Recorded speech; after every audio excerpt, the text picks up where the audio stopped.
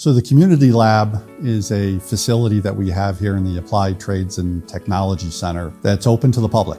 And we allow anyone from the community to come in and use our facilities to design and make different objects that they have an idea for. You don't need to have experience. Our students are skilled at helping you with whatever project that you're working on.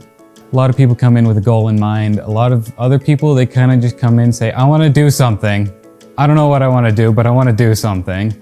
So then we'll direct them to online resources. It's an awesome space. We've got all sorts of different tools and resources available for people. Any project you can think of, we probably could figure out a way to do it. And it's all free, You come in and do whatever. A lot of people have never worked with 3D printers or laser cutters.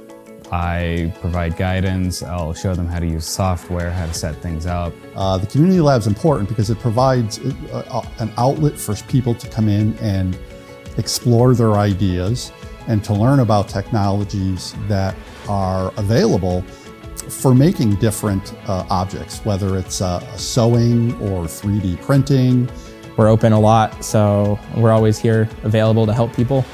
People just don't know about it. But yeah, it's an awesome space. It's free, so it's like we need projects to work on.